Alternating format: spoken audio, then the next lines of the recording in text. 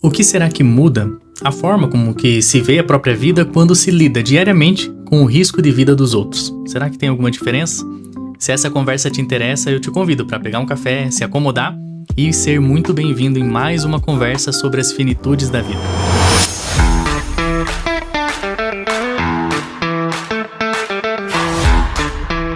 Meu nome é Rony Kurashiki, eu sou psicólogo, especialista em cuidados paliativos, mestre em bioética.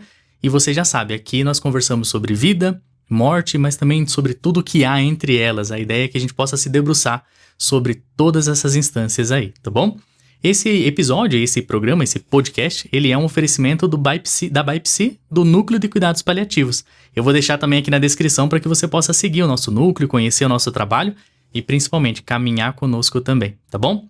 Hoje eu tenho o prazer de receber aqui a Luiziana, ela é capitã do Corpo de Bombeiros do Paraná, há 18 anos, né, Luiziana? Isso. E também hoje atua como, então, chefe da assessoria de comunicação do Corpo de Bombeiros, isso? Exatamente, essa é a minha função hoje no Corpo de Bombeiros. Agradeço demais a tua disponibilidade, o tempinho que você tira para estar aqui com a gente conversando sobre um tema que eu não sei se é o mais comum para você vir falar. Sei que você está muito acostumada a dar entrevistas, conversar em podcast.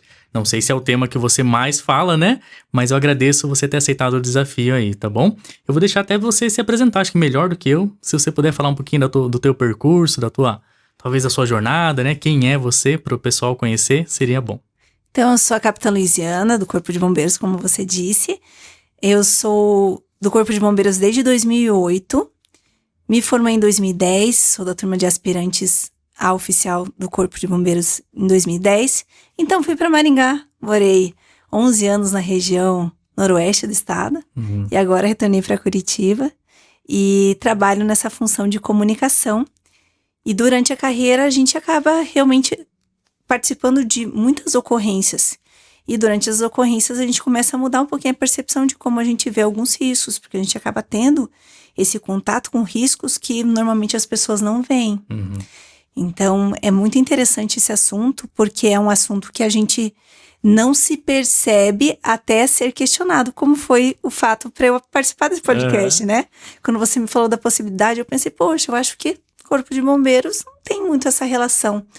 Mas ao analisar, a gente vê que a gente tem uma outra percepção, uma outra relação com todos os riscos e também com a morte. Então, é diferente, sim. E isso reverbera não só no trabalho, mas também na família, como a gente tem essa relação com as pessoas que são próximas. Todo mundo acaba tendo o reflexo dessa relação que a gente tem realmente com a finitude da vida. Então, eu vejo isso com os meus filhos, com meu esposo, com meus amigos. Então, é uma coisa que vai ser muito interessante a gente abordar isso nesse podcast. Legal, assim. Então, eu inclusive, quando eu te mandei, né? Lembro que a gente conversou, eu estava citando isso agora há pouco.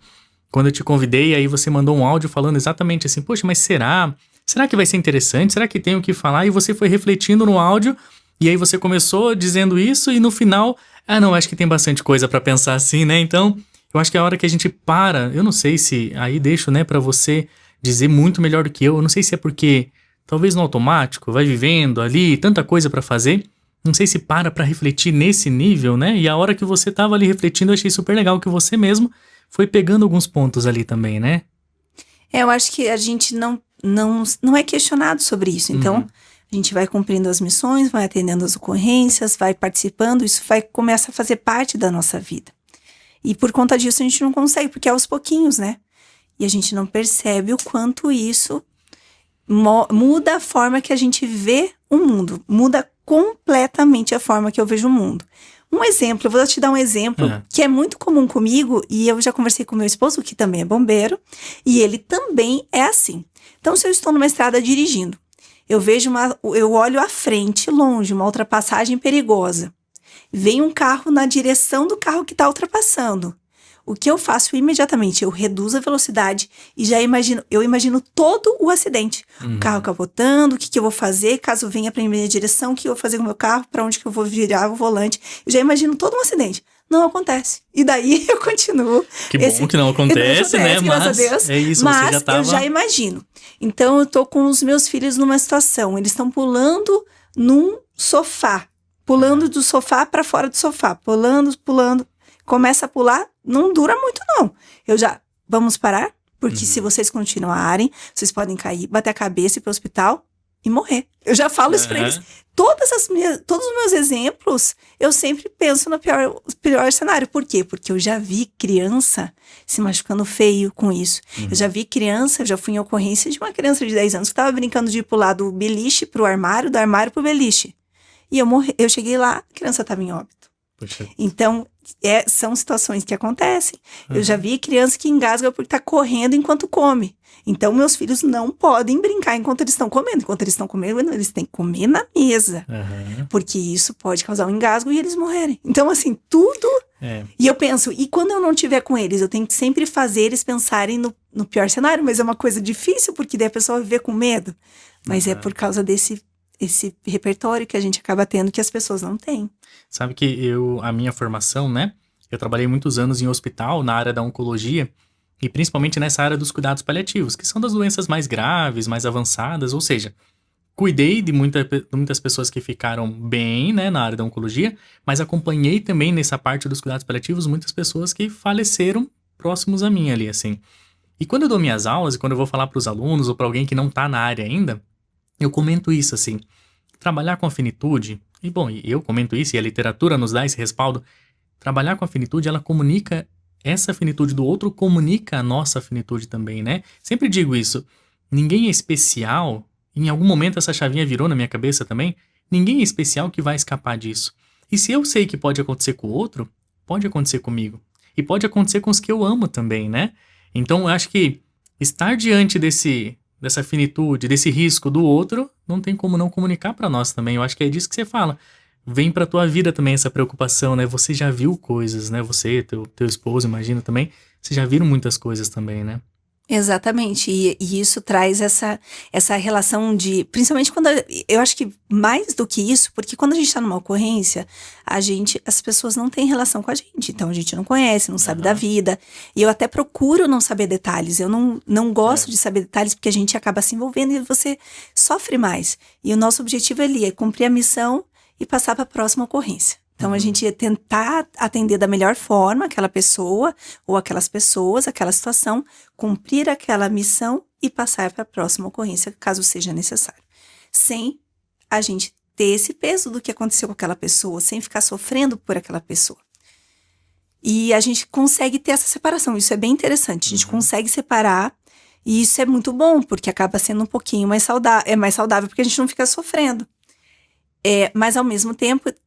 quando a gente pensa em coisas que aconteceram com pessoas muito próximas e pessoas que eram muito familiares muito queridos que a gente acaba sofrendo, isso traz uma noção da finitude assim muito grande, que a gente se sente um pouco imortal às vezes, né? Não, tenho tantos anos, tenho mais um tanto tempo de vida, faixa de idade de 80 a 90 anos a pessoa vive, então tenho aí tanto tempo de vida, só que não é assim. Qualquer momento pode acontecer alguma coisa. E essa finitude a gente só sente quando a gente perde pessoas próximas que não são idosas, que são pessoas ou jovens ou são pessoas em meia idade, né? E ali o baque vem e a gente começa a repensar, inclusive. E essa finitude ela é interessante que não é só com morte, né? Quando a gente tem uma doença que também é grave. E doenças graves trazem isso também. A gente pensa, puxa vida, a qualquer momento, a gente começa a agradecer por respirar, né? Por estar andando. Sim, não, eu acho que uma das coisas que a gente tem batido muito na tecla aqui, quando a gente conversa sobre finitude, é que a finitude, ela pode nos despertar para a vida, né? É por isso que também falar sobre finitude não precisa ser mórbido, né? A ideia é quanto a finitude, a ideia dela valoriza a vida, né? Então também tem isso, essa finitude que ela não é só a morte em si, é a finitude nos seus vários aspectos na vida, adoecimento, ou finitude até de outras coisas, finitude de trabalho, aposentadoria, ou finitude de um relacionamento. A finitude, ela tá presente na nossa vida, assim, só que eu acho que a gente não percebe ela às vezes, sabe? A gente meio que vai vivendo, como você falou, numa ilusão, que, ninguém começa um relacionamento já pensando no dia que vai terminar, ninguém começa um trabalho pensando no dia que vai ser demitido, vai aposentar. Então a gente sempre vai jogando mais pra frente, assim. Só que eu acho que em algum momento a gente começa a se aproximar e se a gente não perceber, aí eu acho que é a hora que talvez a gente é pego, a sociedade, do modo geral, é pega de calças curtas, assim. de surpresa. Você perguntar hoje na rua ali, qual que é a única certeza da vida? É a morte. Sabemos disso, mas a gente não para pra pensar nela, a gente não para pra olhar pra ela de certa forma também, né? Eu fico pensando também, como você falou ali, capitã, assim, ó, vocês atendem as ocorrências. Aí você falou assim, não posso me apegar. Porque se eu me apegar, poxa, realmente, né? Não sei quantas ocorrências por dia, depende do dia, imagina. Mas se você for se apegar e se envolver com cada uma, rapidamente você vai adoecer também, porque não tem como aguentar, imagino isso, né? Tem aí a fadiga por compaixão, tem outros processos também. Só que eu imagino que é um desafio também não se envolver, porque vocês devem ver situações assim delicadas, difíceis, né? Muito sofrimento em alguns casos também, imagino. Como não se envolver? Como que é isso? Na formação mesmo, na carreira, assim, como que não se envolve com isso? Como que consegue? Eu acho que isso é bem construído, assim. Eu lembro quando foi o momento que aconteceu comigo. Uhum. Então, eu tava fazendo estágio, eu era cadete, né, que é uma aluna oficial. E eu tava de plantão e tinha um motorista e a gente tava na ambulância. E aconteceu um acidente e a gente foi atender. Chegando lá, era uma grávida com o esposo. Um senhor tinha batido no carro deles e eles estavam ali a gente chama no baú da ambulância, naquela área de atendimento, e ela chorando, e ele chorando, e pegando na barriga, ai, nosso bebê, será que aconteceu alguma coisa? Naquele momento, meu olho encheu de lágrima. E eu fui pra frente da ambulância e pensei, peraí, não sou eu não tô grávida, eu não tenho nem namorado, não tinha nem namorado na época, não sou casada, eu não sofri um acidente, não tem nada a ver comigo. Então, não sou eu. E a partir dali, eu consegui cortar essa relação. Só que, obviamente, tem pessoas que sofrem com isso. Uhum. A gente teve uma estação, bombeiro militar, atendia ocorrências e cada pessoa que era atendida, pessoa ia lá e ficava procurando, na época, no Facebook para ver se essa pessoa estava bem. Uhum. E ela anotava o nome da pessoa e ficava indo atrás para ver se a pessoa estava bem. Isso fez tanto mal, como você disse, fez tanto mal para essa pessoa que a pessoa teve que sair do operacional, teve que ir para o administrativo. Então, porque não conseguiu lidar com esses acidentes, essas condições de você ver pessoas sofrendo. Uhum. E essa fadiga da compaixão, eu lembro que a gente tem acompanhamentos psicológicos, Tem esse trabalho a gente tem na corporação, né? E teve uma situação que daí foi feito umas palestras e uma delas era sobre isso, o como isso pode mudar a forma como que as pessoas, né, os bombeiros se relacionam com terceiros que não são bombeiros, né, com pessoas de fora da corporação, que a pessoa acaba vendo tanto sofrimento, tantas coisas ruins, uhum. que daí acaba prejudicando a forma como ela se relaciona com as outras pessoas, que daí ela não tem mais compaixão, não tem mais, não consegue se envolver emocionalmente com as pessoas, não consegue, ela não está mais normal essa parte psicológica. Tem uma coisa interessante que a gente tem feito desde o que aconteceu no Rio Grande do Sul, que aquilo lá foi bem difícil. Muito pesado. Os nossos bombeiros, pra gente que estava aqui era difícil de ver, porque era praticamente o estado inteiro foi atingido. Praticamente o estado inteiro. Foi quase 90% do estado foi atingido. De alguma forma, algum município foi atingido. E os nossos bombeiros chegaram lá, fizeram atendimentos. Nossa equipe foi a primeira. Depois do Rio Grande do Sul, a nossa equipe do Paraná foi a primeira a chegar. Em menos de 24 horas, eles já estavam atendendo. Então, assim, estavam lá no ápice da ocorrência. Quando voltaram, tem bombeiros que eu conheço que são mais antigos, que já foram para muitas ocorrências. Ocorrências que são, assim, que geralmente tem morte envolvida, tudo. Chorando, emocionados com tudo que eles tinham vivido. Depois disso, eles passaram por um acompanhamento psicológico. E a partir daí, a gente começou um protocolo, que quando eles vão para desastres, assim, que tem vítimas, como, por exemplo, aconteceu agora na Venezuela, ao retornarem, eles têm um acompanhamento, uma passagem com um psicólogo, cada um deles, para que eles sejam, se for necessário, tratados. Para que nada cresça, né? Aquilo ali se interrompa, que se qualquer coisa for gerada, se interrompa logo após o desastre. Já sabendo que tem esse potencial de atingir a pessoa nesse nível, né, do pessoal ali, de acabar invadindo ela, já se tem um trabalho, então, preventivo. A ideia é precocemente já ver se precisa de uma intervenção, de um cuidado, de uma escuta ali, porque entendo que você fala do não envolvimento. Ao mesmo tempo, o ser humano, ele tem empatia, né? Ele sofre com aquela pessoa. Então, ver o povo da Venezuela, ver uma tragédia dessa no Rio Grande do Sul, aciona, parece que naturalmente, de alguma forma, algo dentro de nós, do ser humano, que daí sim, aí eu acho que não tem como controlar e falar, não vou sentir, né? Agora, claro, com o devido cuidado, imagino que dá pra acoplar isso, pra colocar isso, alocar isso no melhor lugar, assim, que seja saudável também, né? Sim, eu acho que com esse apoio psicológico a gente consegue daí trabalhar isso. Uhum. Mas não sei se você vai se lembrar quando teve aquela explosão em 4 Barras numa empresa, Uhum. que foi, acho que foi ano passado. E foi bem trágico, 9 pessoas faleceram. Tudo que a gente viu não foi fácil, não era fácil de ver, assim. Mas até o momento que eu não sabia quem eram as pessoas, tranquilo, assim, eu não tava... Uhum. Foi pesado. Eu lembro que eu tava de plantão no dia. E daí a gente dorme no quartel quando a gente tá de plantão, né? Fica 24 horas. E daí eu cheguei, contei pro pessoal o que a gente viu lá e tal. O pessoal, nossa, tal, porque não era o pessoal aqui do quartel central que tava nessa ocorrência. Passei pra eles, que a gente viu. Cheguei meio assim, acelerado, fui tomar banho, tava meio pesado pra dormir, demorou pra eu dormir, porque você acaba se envolvendo, né? Aí no outro dia fui de novo pra lá, e à noite do outro dia alguém... Era da igreja, mandou mensagem, nossa, você viu? Uma das pessoas era tal pessoa que conhecia tal pessoa, e olha aqui o Instagram da pessoa. Foi muito ruim ver quem era a pessoa, porque daí você acaba se colocando no lugar da família, Sim. de amigos. Isso daí atrapalha, assim, essa parte emocional pra gente, porque daí acaba ficando, esse fardo fica um pouco mais pesado. Eu acho que, nossa, eu até lembrei agora, né, te ouvindo, lembrei de uma história de um médico cirurgião pediátrico que a gente conhecia, e que uma vez a gente estava numa reunião, assim, informal na sala, e ele chegou na sala, e ele era muito amigo de uma das psicólogas que estavam com a gente, e aí a psicóloga brincou com ele e falou assim, chegou o homem que corta criancinhas. Olha a brincadeira, né? Olha a brincadeira saudável, né?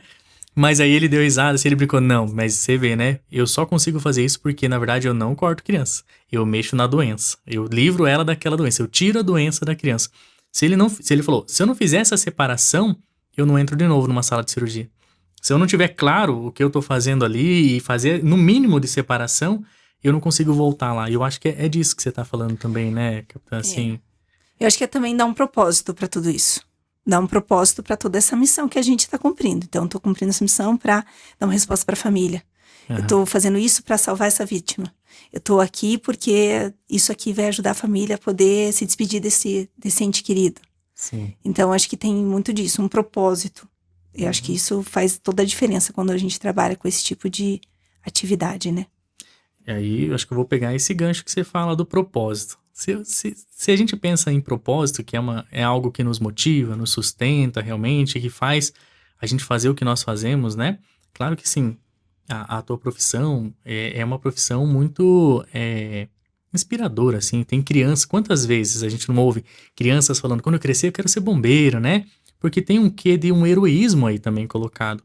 Ao mesmo tempo tem tudo isso que você tá falando sobre o peso, sobre uma frieza que tem que ter entre ocorrências, senão você não consegue ir para a próxima, né?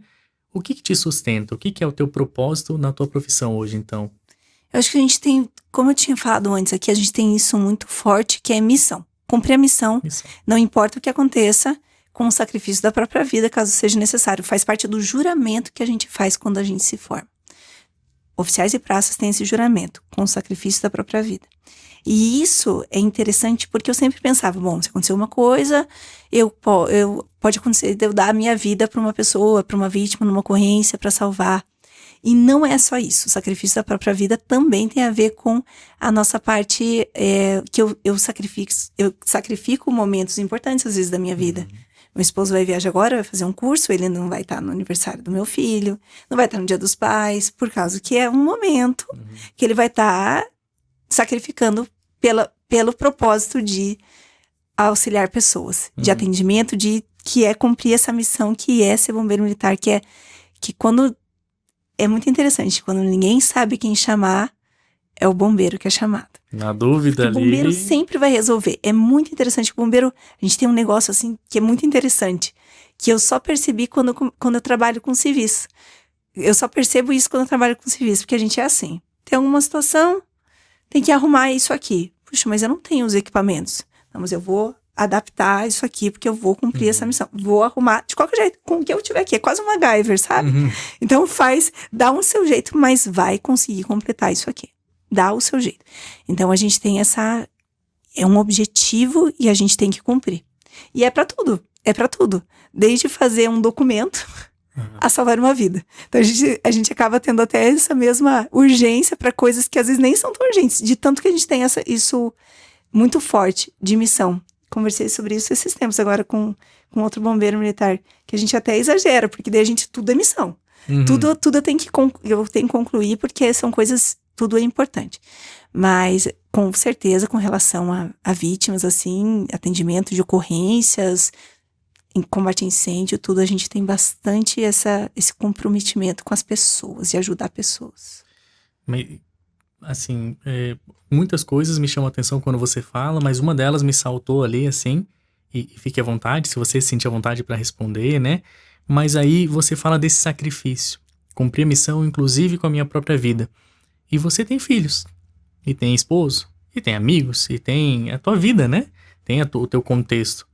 Como que é isso, assim, para um bombeiro, se colocar nesse lugar? É um juramento, eu entendo que é um juramento, mas se colocar nesse lugar de uma pessoa, às vezes, desconhecida, você não sabe quem é, você não sabe, inclusive, aquela coisa, né? Se a gente levantar um questionamento moral aqui, não sabemos se é uma boa pessoa, se não é, né?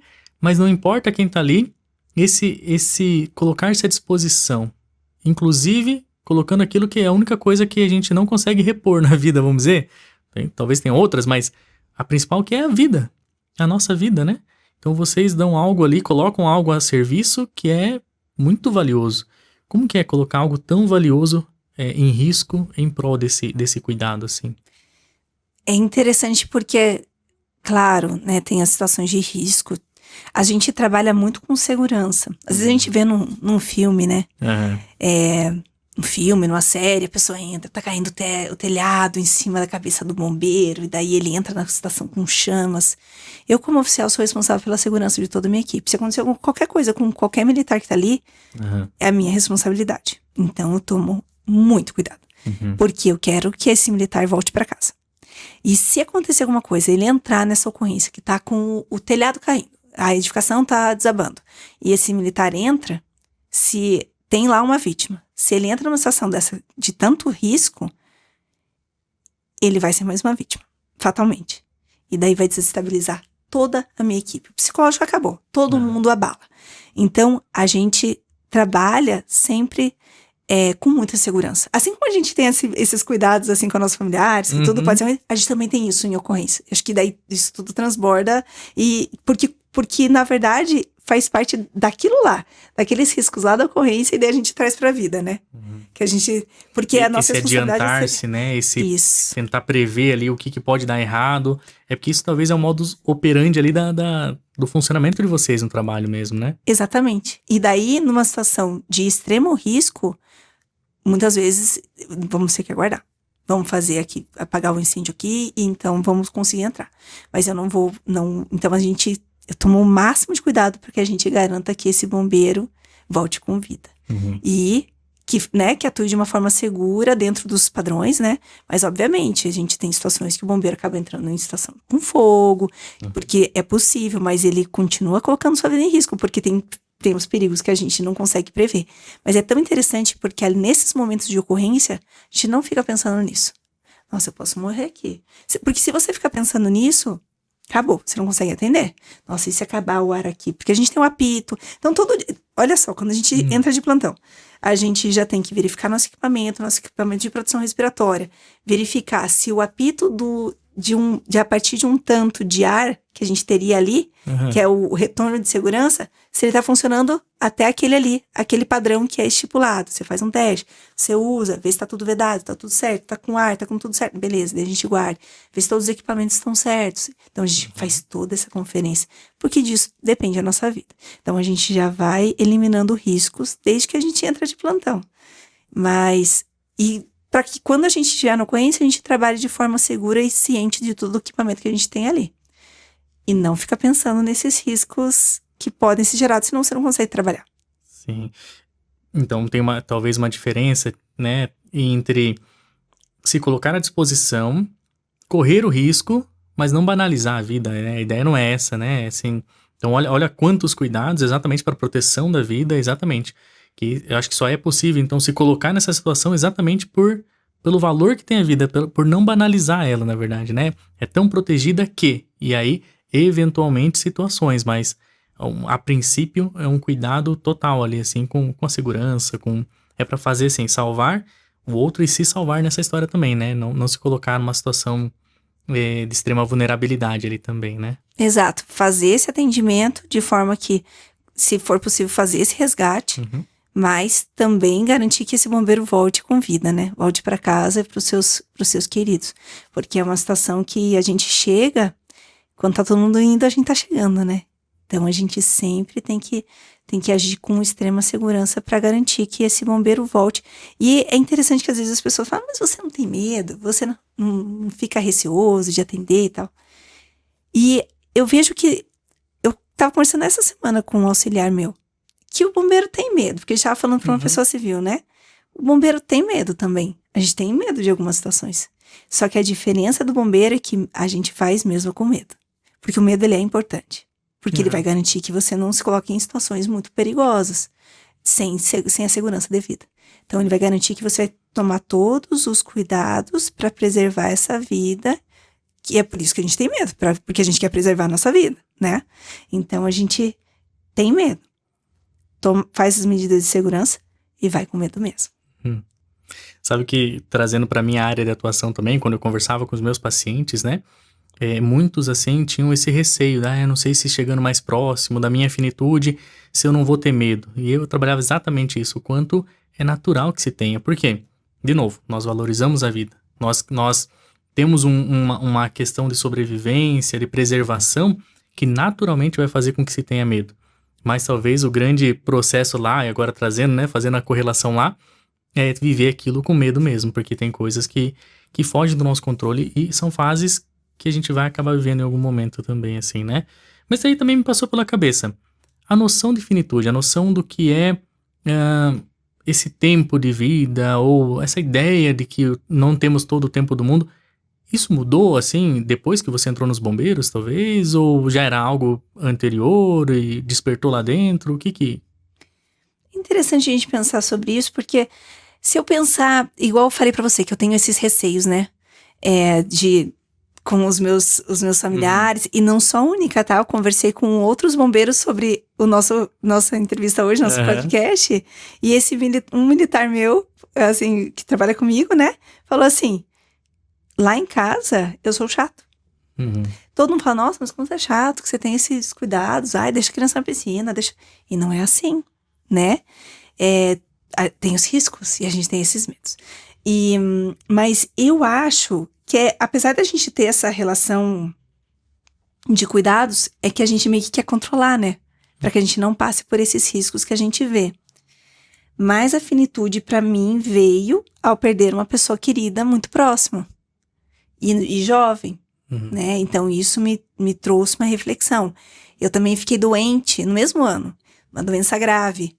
Também me trouxe uma percepção e uma mudança de olhar para a vida, que a qualquer momento você pode perder tudo que você achou que era normal, né? Então, e isso muda, né? Porque quando acontece alguma coisa e uma morte, não é só aquela pessoa que a gente perde. São várias famílias que vão ser afetadas com aquilo que aconteceu. Então, é muito sério. É muito sério. Quando a gente vê, assim, uma morte, ela é pesada, né? Mesmo de uma pessoa velhinha que já tá... É mais fácil a gente ver uma pessoa velhinha morrendo, né? Porque parece é natural. É mais natural, dentro da lógica ali, né? E eu sempre falo pra minha mãe, eu oro a Deus que morra você, depois morra eu e depois morra meus filhos. Meu desejo é esse na vida, assim, meus pais, depois eu, depois meus filhos, porque esse é o natural da vida. Quando isso muda, quando essa sequência muda, as consequências ali, uma mãe perder um filho é pior do que um filho perder a mãe. Assim, às vezes eu vejo, porque a mãe parece que morre um pedacinho da mãe junto, porque o nosso filho é feito da gente, né? Totalmente feito da mãe. E a mãe nunca mais é igual. Claro, obviamente, perder uma mãe é coisa... Nossa, eu não consigo nem imaginar.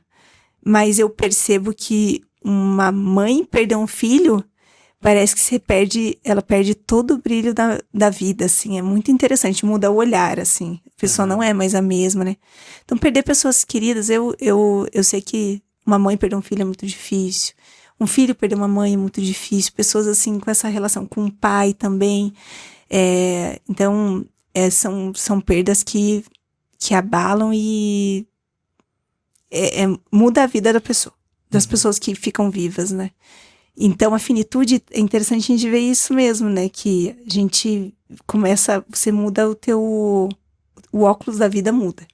A forma como você enxerga, né? Quando você perde uma pessoa tão querida assim, esse óculos, você muda a forma de ver, enxergar, acho que é a vida.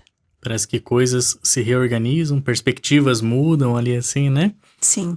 Bom, e aproveitando então esse gancho que a gente falou da finitude, eu queria, encaminhando a nossa conversa para o final, muito agradável, e ficaria mais tempo te ouvindo, porque gosto muito disso, de ouvir histórias, experiências e esse refletir sobre aquilo que a gente vive. Eu acho isso tão rico.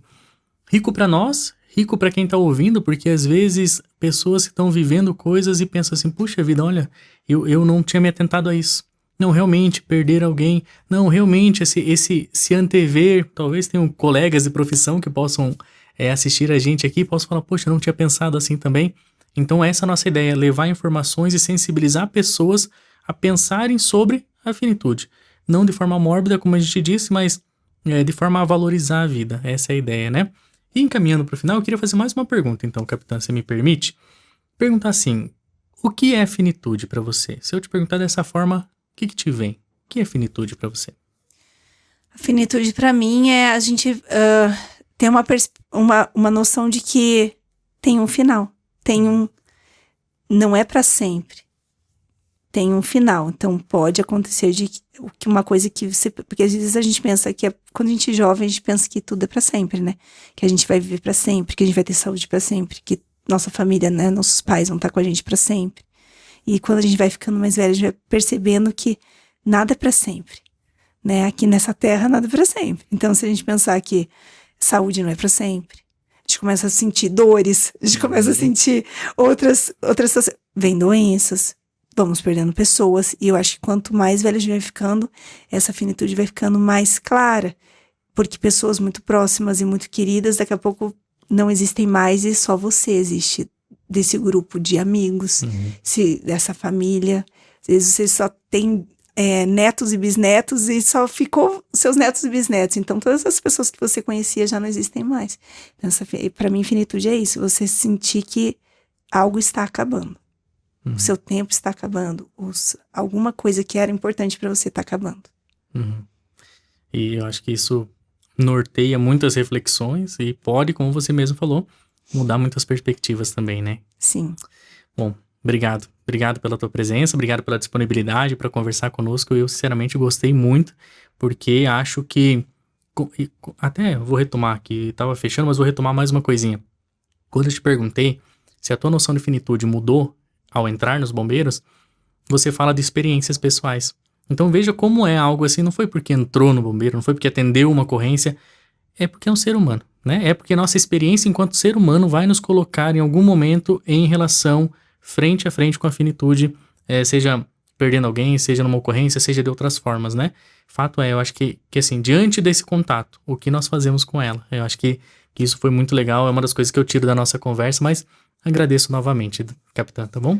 Tá bom, eu acho que é isso mesmo que você falou, sabe? É o que a gente faz a partir de passar por experiências que nos trazem essa relação de fim.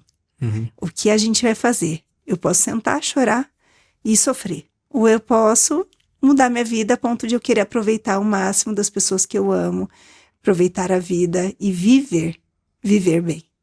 Não é isso? Obrigada pelo convite. Essa é a ideia, né? Gente, espero que vocês também tenham gostado tanto quanto eu dessa conversa, né? Mais uma vez, deixo o convite para você seguir também o nosso trabalho lá no Núcleo de Cuidados Paliativos, Obrigado por você que ficou até aqui, até o final, né? Ouvindo a gente também. E, de novo, essa ideia, nosso projeto é caminhar junto. Então fique à vontade para mandar mensagem, para nos procurar. A ideia é continuar trocando também sobre esses assuntos e te ajudando a, quem sabe, lidar um pouco melhor com a finitude também, tá bom? Um abraço, até.